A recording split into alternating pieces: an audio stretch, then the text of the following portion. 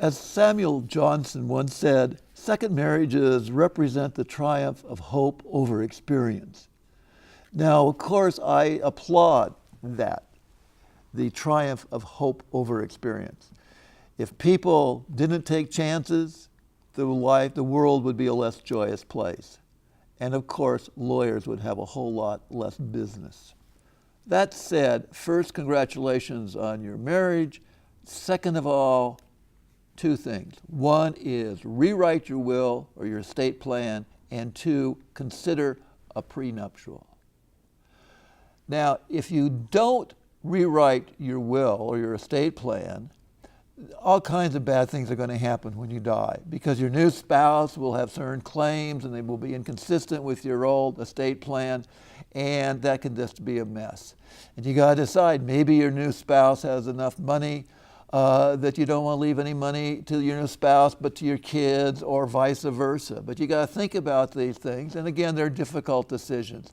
But if you just wait until you get around to it, you may never get around to it, and you're going to leave your new spouse, your kids in turmoil, and you don't want to do that.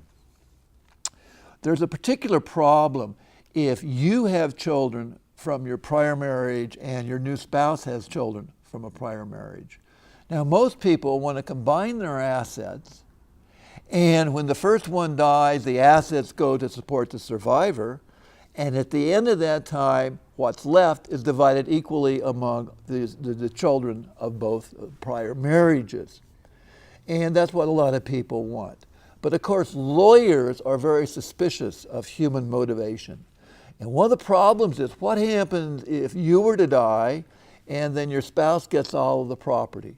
How do we know that your spouse will actually live up to his or her agreement to leave part of the money to your children, not to her own children or his own children? It's the stuff of a Shakespearean play.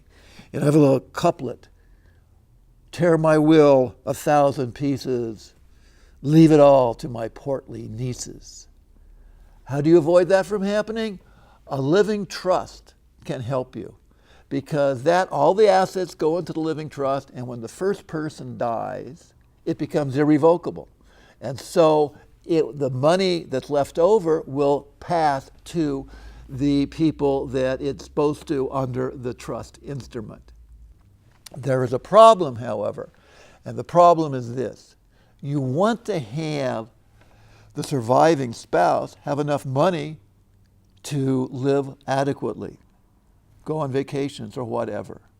On the other hand, you don't want the surviving spouse to waste it all. So one of the difficult things is to choose a trustee that you know is going to walk that balance.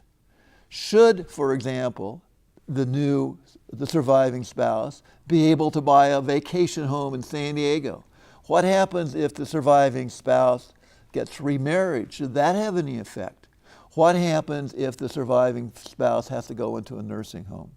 These are things that can be provided for in the living trust.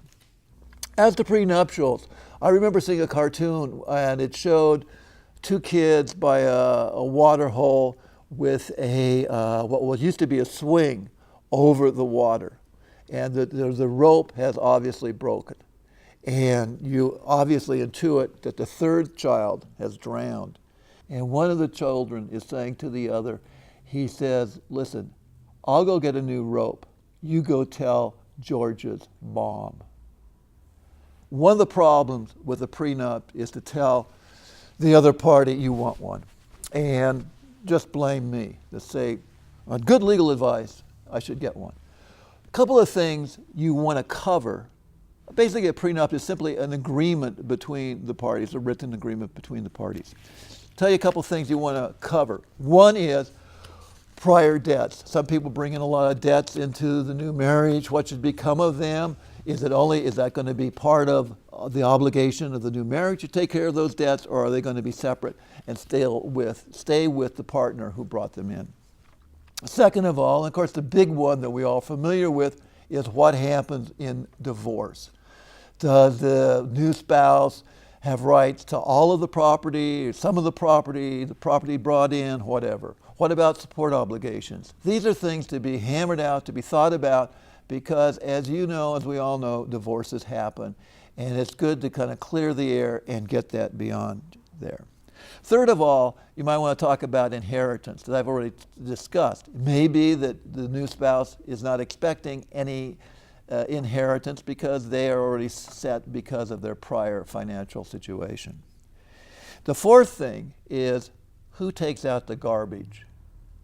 Now that's not a joke, or at least it's not a very good joke, but it's an important thing to at least consider. Everybody has certain expectations and lifestyles that they bring into the marriage. What about vacations? You know, should there be a lot of vacations? Where should they be? What about relationships, maybe with an ex-spouse? What about how close will they be with the kids? Will the kids be coming over? That sort of thing. It's good to kind of talk about these things and maybe not put them in a prenup, but to realize that people are going to have to make adjustments, and a lot of times it can be people get into huge fights about who has an expectation about who's going to take out the garbage. And if you can, you might want to hammer those things out beforehand. Couple things. You should both be, if you're going to have a prenup, be represented by separate lawyers. Don't have one lawyer do it. Because if things go south, you know, these could always be attacked as they were not valid. And if you only had one lawyer doing it, it's going to probably be thrown out. So you should have separate lawyers and have both of the lawyers sign off on the agreement. Don't just simply recite the fact that lawyers looked at it, but have the lawyers put their names down on it, and that will assure, or at least probably assure, nothing's sure in law, but will make it more likely that that would be enforced. The main thing, if you're going to do a prenup, is to be absolutely candid and with about all of the assets. Because if you aren't, and it looks like you were kind of concealing information, that is a ground to throw out the prenup if the fight happens. So anyway, again, those are some things to consider. Congratulations, and blame me for bringing up the matter of the prenuptial.